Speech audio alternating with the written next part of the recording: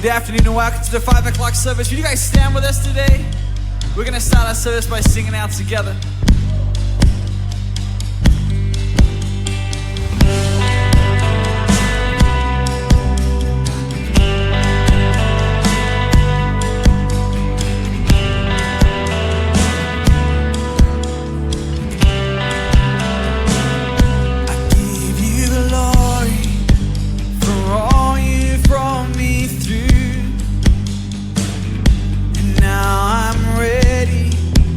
Whatever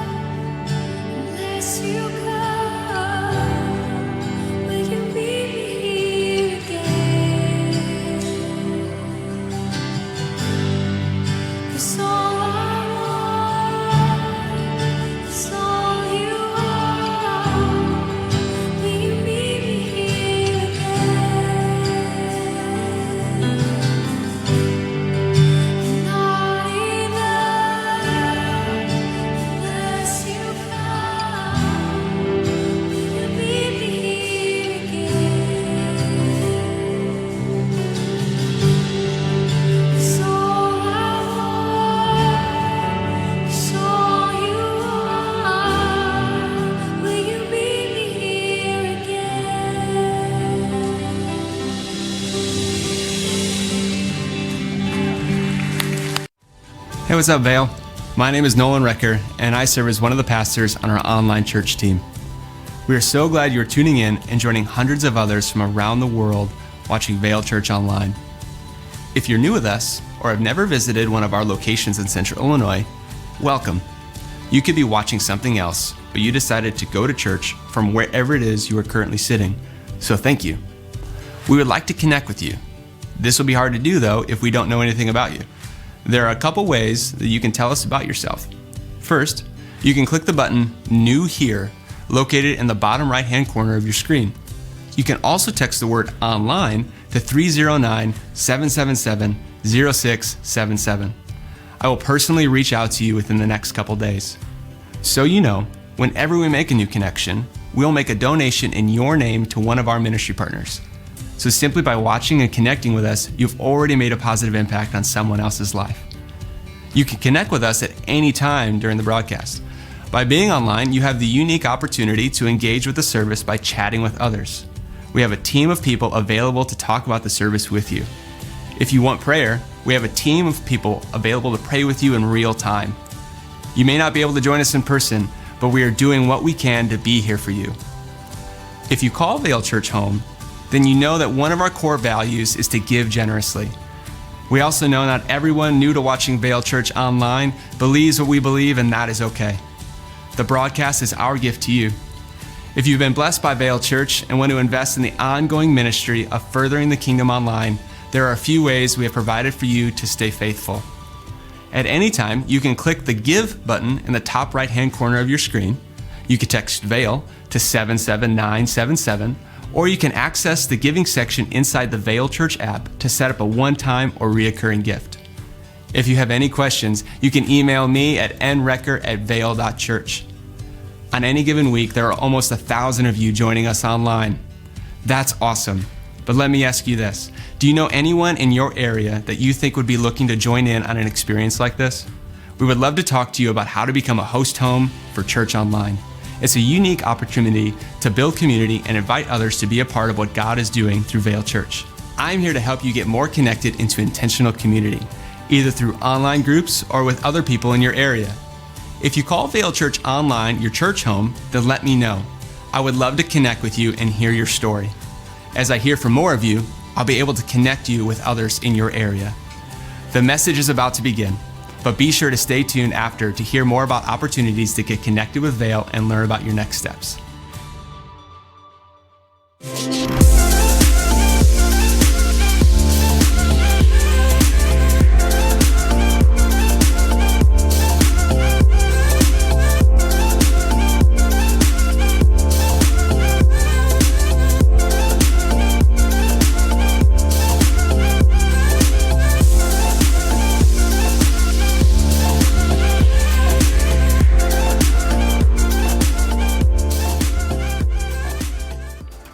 Hey everyone, my name is Jenny and I serve with our Vale Youth Team. We are so glad you're spending a part of your weekend with us today. Our goal this summer is to make more room on Sunday mornings by having people make the move to Saturday services. For every person that moves to Saturday, there is more space for first-time guests to encounter Jesus on Sundays. For those of you who regularly attend on Sunday mornings, we're asking you to please prayerfully consider trying out and potentially moving to a Saturday service. Aside from the perk of sleeping in, we are also launching Summer Nights. Summer Nights will take place on the second and fourth Saturday of every month, beginning next weekend, July 13th. Activities will begin immediately after the 3 and 5 p.m. services and will include inflatables, food trucks, giveaways, and so much more. You don't want to miss out on Saturday services this summer at Vale. If you have children who are upcoming kindergartners through 4th grade, they will not want to miss this year's Camp Out. This program is an exciting 5-day summer day camp sponsored by Camp Kanakuk and Vale Church. It will be led by young adult counselors and take place right here at Vale Church. The days will be filled with Bible studies, water inflatables, zip lines, and other camp activities. Camp Out is from July 15th through the 19th, and the cost is $260 per child. You can sign up on our website or through our Vale Church app today. This summer, we have 2 mission trips headed to Jamaica, and they need our help. They are looking for donations such as first aid supplies, cleaning items, school supplies, and more. Swing by the Information Center today to get a full list of necessary items. You can bring in donated items anytime during our office hours and leave them at the Information Center. Thank you for your continued generosity.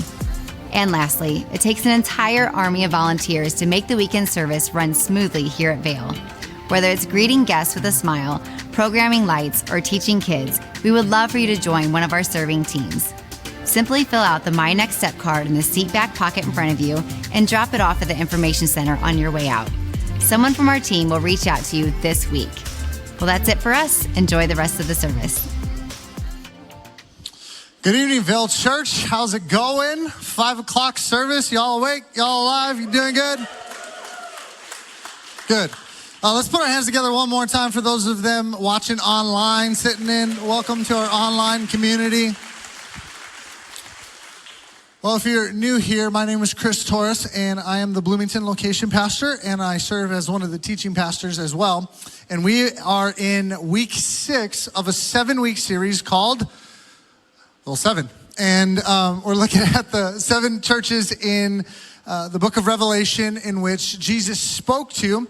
And if you've been with us from the start, we kind of talked about how this letter would have traveled all over, and so they would have been reading it.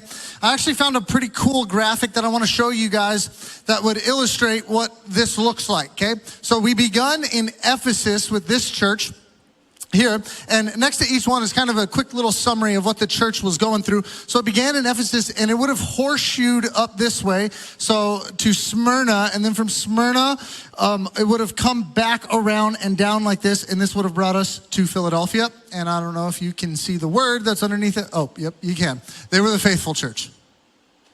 They were known as the faithful church. Now, let me give you a little bit of background on this church. This church was facing a very similar situation to the church of Smyrna. They were excluded from the Jewish synagogue. They were kicked out. People didn't want much to do with them. They were rejected. Yet, despite their condition, they were able to remain faithful. And that's good news. Because I don't know if any of y'all have ever been in this position before, but when I was a kid, when I was a teenager, I realized I didn't have a lot of talent. Now, some of you are looking at me, you're like, no way, bro. But for real, like, I couldn't sing, although I would sing all the time. In my shower, I still sing a lot, but it's weird in the shower now, especially at the gym. I sing on my riding lawnmower, but I wasn't that good. I wasn't good at it. Like sports, I played sports, but I wasn't that good neither. I was like tall and skinny, and I was really awkward. Like I was an awkward looking kid. So I couldn't sing. I wasn't athletic really. I wasn't academically smart, like not at all. I wasn't good at reading. I wasn't good, like I felt like I didn't have a lot of talent. And because of that, I didn't have a lot of hobbies. So I didn't have a lot of things that like I thoroughly enjoyed doing because I wasn't really good at anything. So I kind of just felt like I didn't really care about anything. And so I kind of just followed people around for a long time in my life. That got me into trouble because I would just follow whoever and whatever it was they were doing. But when I was 23 years old, I really struggled with this because when I came to faith in Jesus Christ, I loved his church. I loved his people. I loved it. But there was a problem. I didn't know what I had to offer to it. I would come into church and I would watch the guy speaking and I'd be like, dang, he's good. But I can't speak like that. I would see the people in the back running all the slides and doing all the graphics and stuff, and I'd be like, dang, they're good. But you can't do that. I would see the people serving in kids' church, and I'd be like, I don't want to serve in kids.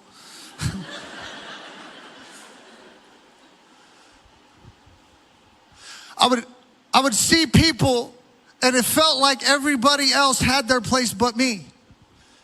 And so I wrestled with this question. I kept asking the question, God, what is it I could give to you?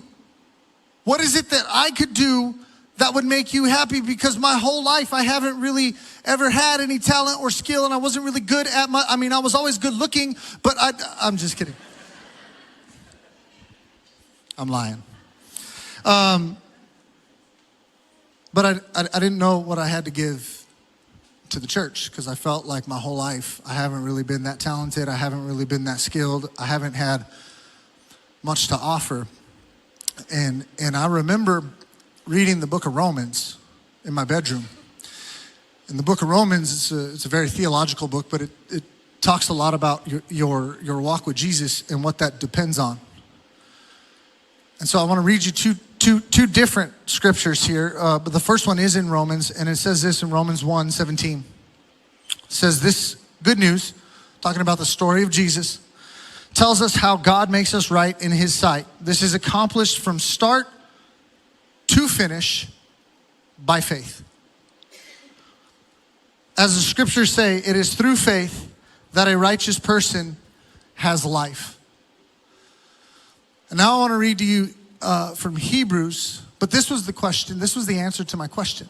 God, what can I do to please you? What can I bring to your kingdom, since I feel like I got nothing to give?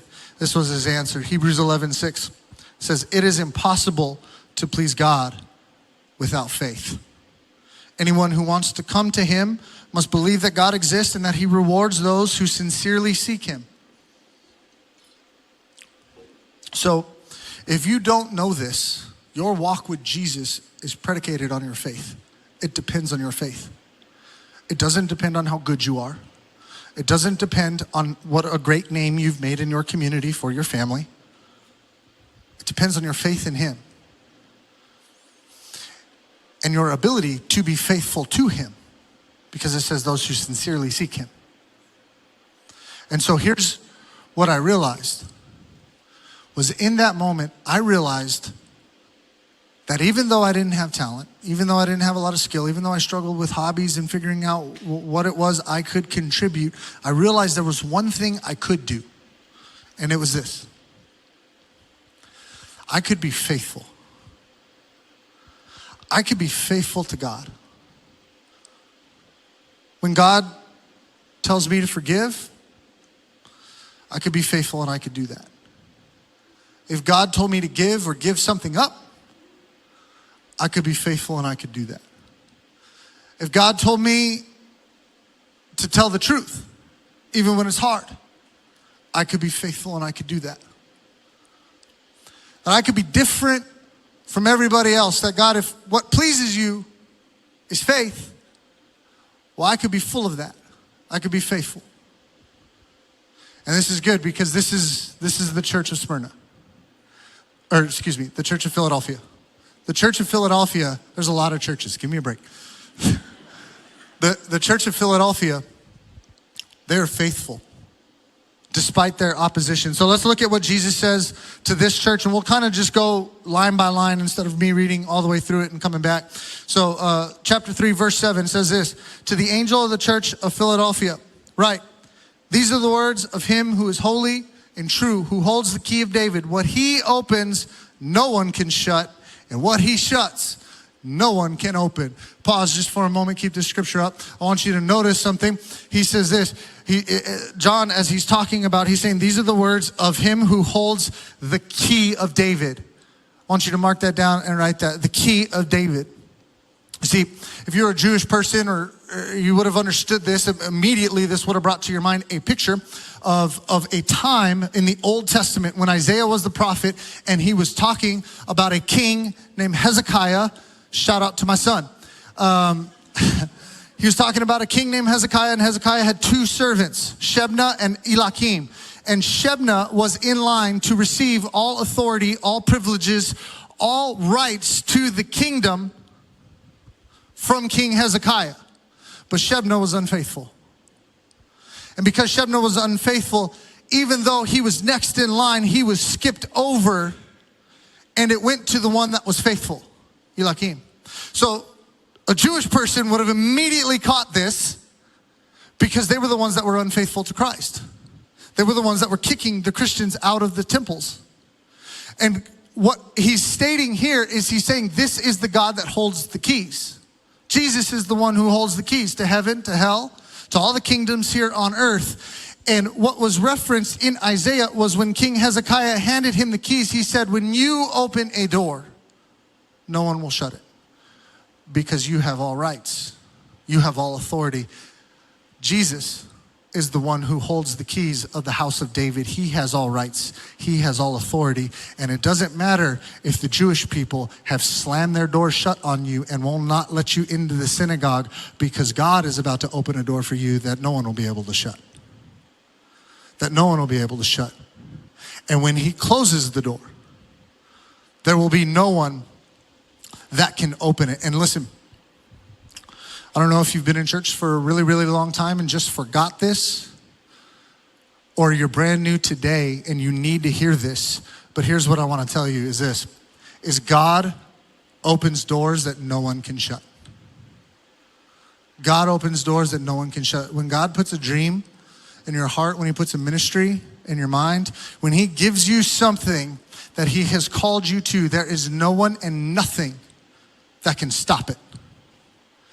God will open a way. He will make a way no matter what your situation is, no matter what people are saying about you, no matter what your life has looked like prior. If you become faithful, God will open up doors. And I want you to notice the position of the door. Let's go to verse 8. It says this. It says, I know your deeds. See, I have placed before you an open door that no one can shut. I know that you have little strength, yet you have kept my word and have not denied my name. God said, I have placed the door before you. And isn't that good news? Because a lot of us think that what's behind us, we've really messed up. There's some of us in here that are getting a little bit older now. I'm not looking at anybody. I'm not making eye contact. But you're getting older, and maybe you think that your purpose might be done.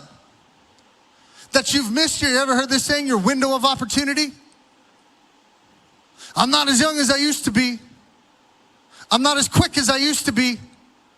I'm here to tell you that if you are faithful to God, the door in which he is going to open for your life is ahead of you. Your best days of following Jesus are not behind you, they're in front of you. And when God opens up that door, there's going to be no one that can shut it. But it all depends on your faithfulness. Listen, if you're young and you made a lot of mistakes, that's okay. I did too. If you're young and you made a lot of mistakes and you look at your past and you go, man, I really messed this up back here. If you would start being faithful today, God has a door in front of you that he will open. And when God opens this door, no one will be able to shut it. And then he says this. He says, I know that you have little strength. See, the condition in which this church was in did not hinder their commitment to Jesus. And oftentimes, what I've found to be true is that our condition affects our commitment. Because the truth is there's a lot of us who probably come in here with little strength left. You've got little left in the gas tank. You look at your bank account and that's all you got left. And you're wondering what you could do. And here's the deal. Like I said, their condition did not determine their commitment. So I want you to write that down. If you're taking notes, write this down. Condition does not determine commitment, but culture would say otherwise. Your culture would tell you that commitments are dependent upon whether it makes you happy or not. Whether it's perfect and beautiful or performing well. And if it doesn't, then it's not a commitment, but that's not how Jesus would define it. You know, culture would define commitment a lot like my golf game. Let me explain. Don't laugh. Who just laughed? Whenever you tee off in golf, you have a commitment, right? You're committed to one thing, getting the ball inside of a little hole at the end of the course, whatever you call it. Don't laugh. Some of you are like, that's why you're not good. whatever. And so you're committed to that. But there's something that happens to me, and I don't know if this happens to anybody else, but every time I hit the ball, man, I hit it perfect. Every time. My footwork is good. My swing is smooth. But for some reason, the ball goes like this. Every time, I don't know if it's like the earth and the way that it spins or gravity. It's certainly not my fault. But the ball always ends up where it's not supposed to be. And when it ends up where it's not supposed to be, all of a sudden my game changes. I'm no longer playing towards what I was committed to in the beginning. I'm trying to play out of my condition. When I end up in the trees and the weeds, I'm no longer shooting for the hole. I'm just trying to get out of the spot in which I lie. And here's the truth, is there's a lot of people in this building today that when it comes to your faith, you're not fully faithful in Jesus. You're not committed to the end because you're just trying to get yourself out of the condition in which you lay. You're just trying to chip away. You forgot about the end game and you're just trying to take little chips. If I could just get my bank account here. If I could just get my relationship here. If I could just get my dating life here. If I could just get my friendship here. If I could get here in my career. And it's little chips and you've forgotten about the commitment. One time I was playing at Highland and I was by myself and I hit the ball and it did the same weird thing that it always does. And it ended up behind some trees. And when I say behind a tree, what I mean is this, is like in front of me, 9 feet in front of me, there was a giant tree. And then 200 yards in front of that was the cup or the pin. And so I was like, you know what? I got a long distance to go. If I could just get 4 inches to the right, I'll be okay. Some of you are looking at me like, this guy is stupid. It was very reckless, but I was alone. So that was probably not good. No one to call 911. But I pull my 3-wood out and I step up and I swing back and like the moment I made contact with the ball, it was slow motion. It was like,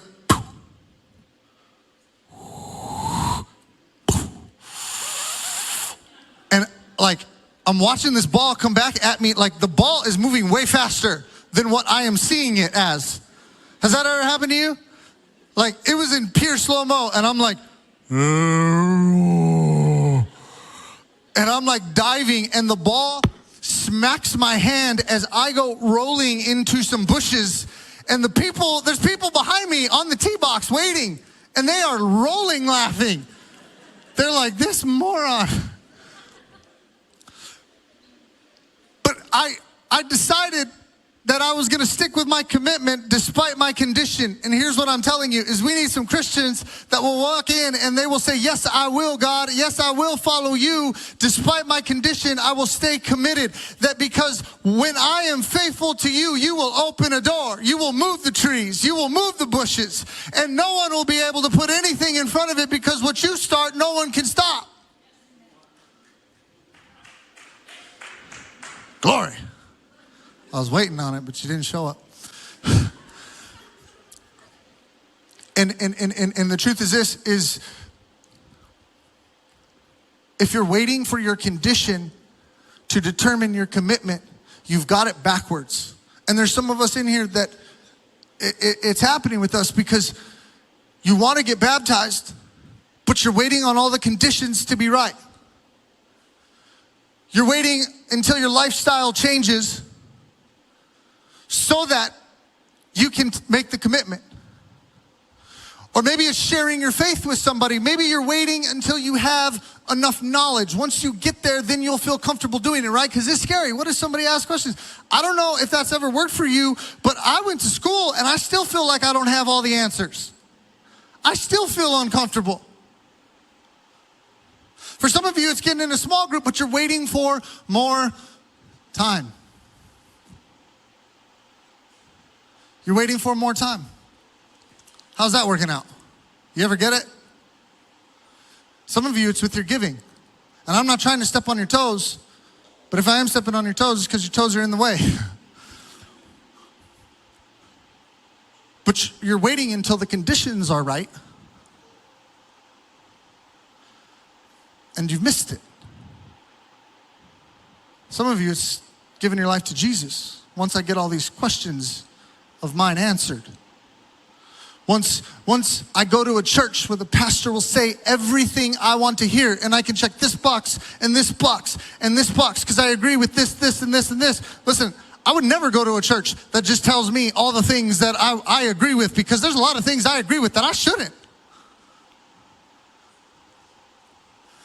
And so what we do is we wait on the condition to change when it's backwards. Our commitment to Christ is the thing that will begin to change your condition. But it starts with faithfulness today. Look at 2 Corinthians, really quick. 2 Corinthians 6 verse 2, it says this: for God says, at just the right time I heard you. On the day of salvation I helped you. Indeed, the right time is when? When? Now. You know what that word in the Greek means? Now.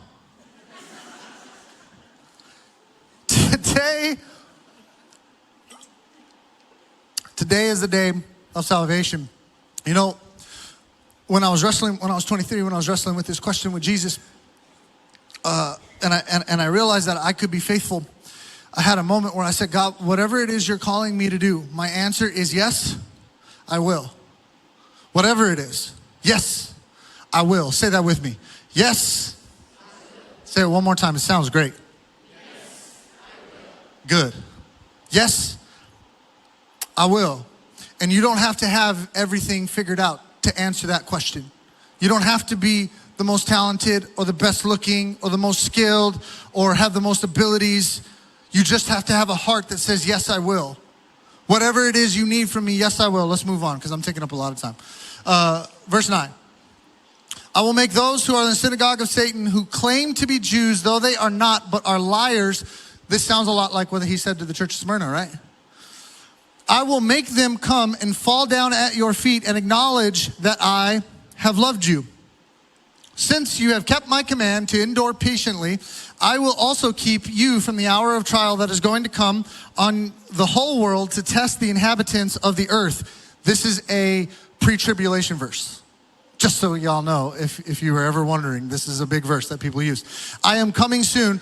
Hold on to what you have so that no one will take your crown. Here's what he's saying. He's saying that the church has been very faithful. The church has been very faithful to this point. And if you are in here and you've been faithful to do what's right, despite even if people noticed or not, I'm proud of you. Jesus is too. But you got more to do, because Jesus says this. He says you have to hold on to what you have. He wouldn't say that unless there was a reason for it. And the reason for it is he says you're going to have to hold on to what you have so that no one will take it. Because there will be people, there will be circumstances, there will be conditions that try to take your and test your faithfulness to Christ. There will be. You'll be in a marriage that will test your faithfulness. You'll be in a relationship that will test your faithfulness. Your money will test your faithfulness. Critics will test your faithfulness. Your own insecurities will test your faithfulness. And so he says, you have to hold on to it, because there's going to be people that will try and take it. And listen, it's never too late to remind yourself of that. I've been through a season recently where I've had to remind myself that I could be faithful. Despite my condition, I can still be faithful. And so you're going to have to constantly remind yourself. Let's go to verse 12.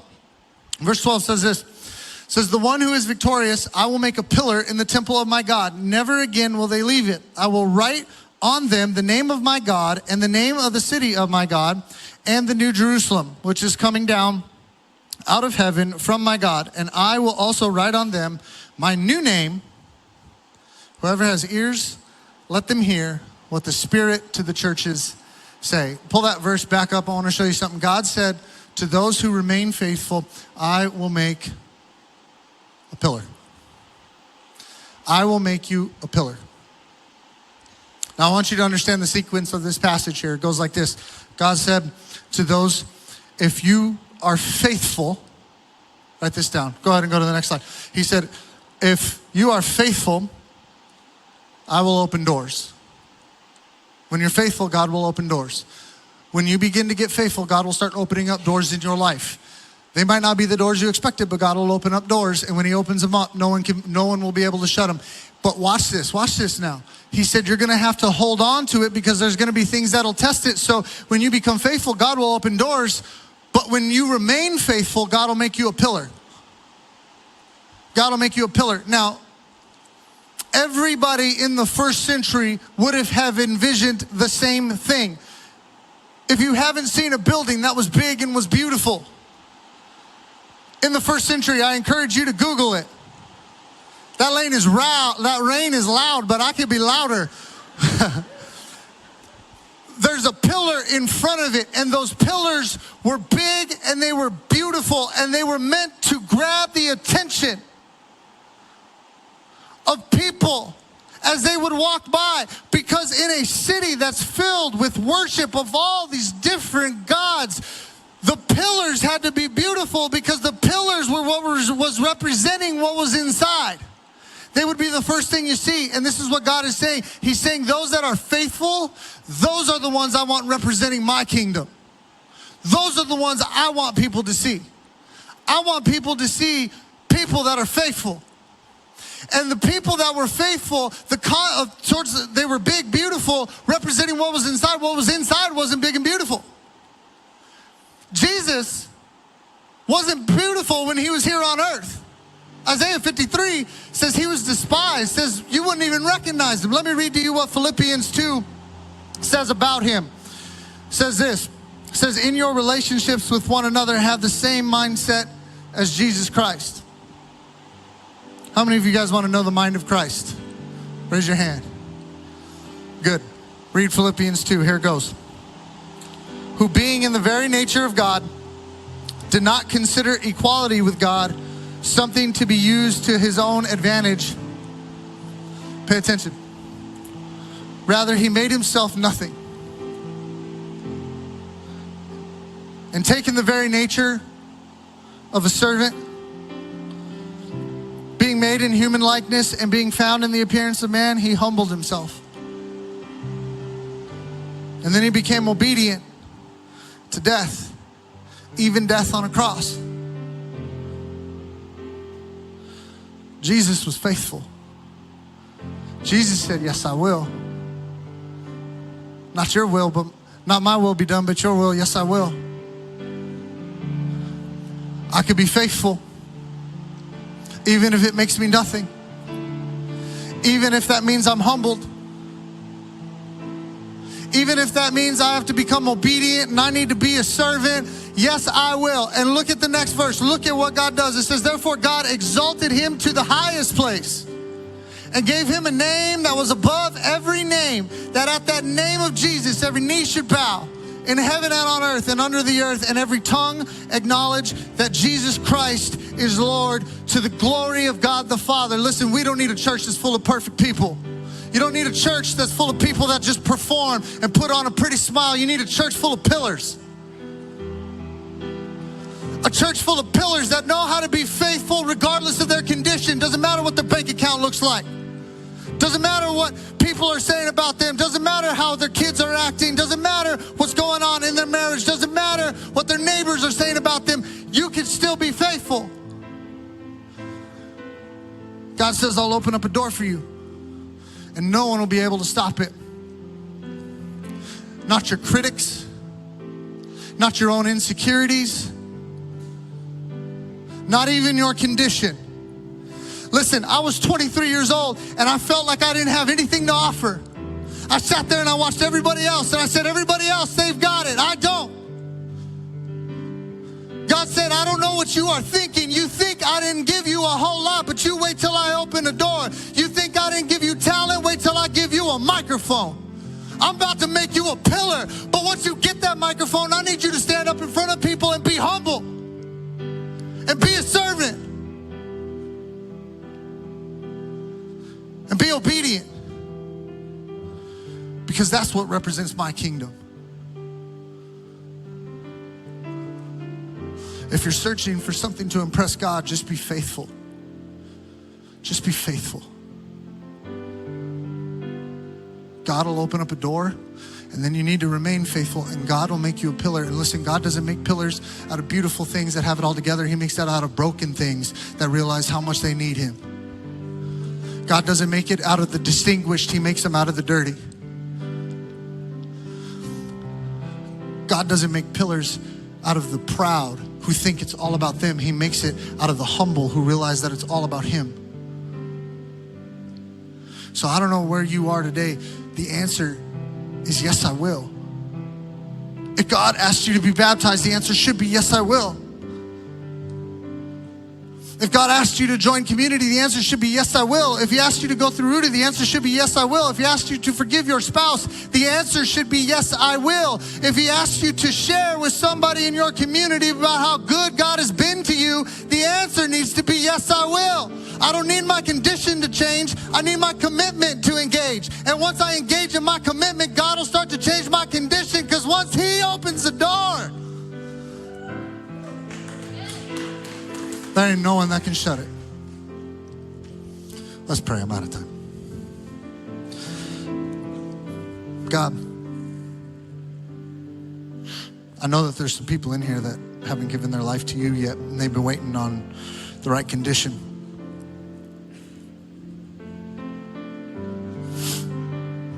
I want you to know that God will open up a door for you to a life you've never imagined. But it all starts with faithfulness. It all depends on faithfulness. And when God opens that door, there won't be anyone that can shut it. Your life here on earth will change, and your eternity forever will change. And you just have to ask Jesus to come into your heart, to be Lord over your life. Believe that God, that he died and was rose again by the power of the Holy Spirit, and that he now lives inside of you. And God, his answer to us is yes, I will. I will give you life and life abundantly. For everybody else in here, God, my prayer is this. Whatever it is in life that we know you are calling us to, I pray that we would begin today by being faithful. You don't have to be talented. You don't have to be pretty. You don't have to be put together. You just have to be faithful. God, if you are asking me to come and be faithful to you, the answer is yes, I will. In Jesus' name I pray. And everybody said, amen. Go ahead and stand up, and we're going to sing a new song. But the chorus says, yes, I will. And I want you to sing it as loud as you can. I want you to shout it. If you've been struggling, if you've been waiting, or maybe you've been faithful and you're going to remain faithful, I want you to sing this song out. Can you do that, church? What was that? All right, let's sing it.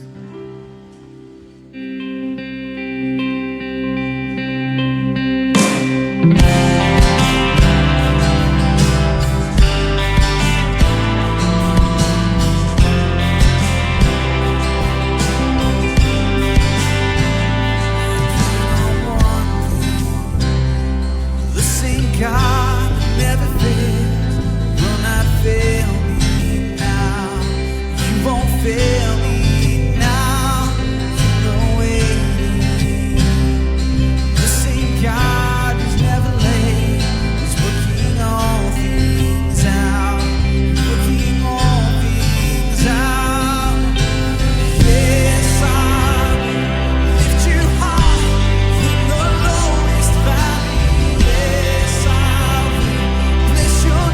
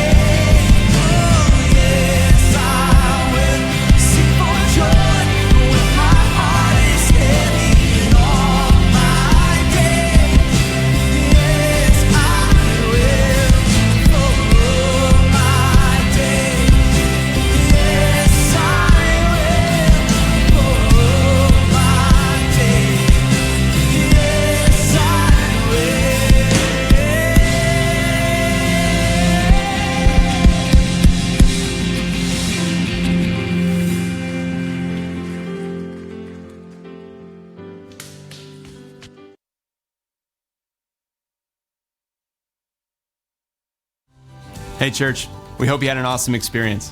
If you made a first-time decision to put your faith and trust in Jesus Christ, we all want to celebrate that with you.